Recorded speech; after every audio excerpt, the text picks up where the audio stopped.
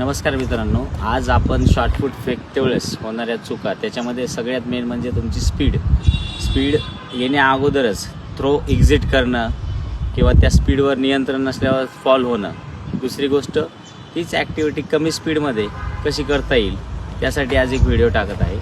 कारण की तुम्ही कोणती ॲक्टिव्हिटी स्पीडमध्ये केल्यानंतर तुम्हाला काय तुमचे रिॲक्शन येते ते समजत नाही, पण तुम्ही जे ॲक्टिव्हिटी स्पीड कमी स्लोमध्ये जर केली तर ती तुम्हाला समजेल की तुमच्या काय चुका होत आहे. तर त्याच्याने शॉर्टफूट फेकते वेळेस जेवढी स्पीड कमी ठेवताल तेवढे तुम्हाला फायदा काय होईल ते कळेल. आणि कोऑर्डिनेशन आणि लेग फोर्स त्यानंतर तुम्हाला इम्प्रूव्हमेंट त्याच्यामध्ये होईल.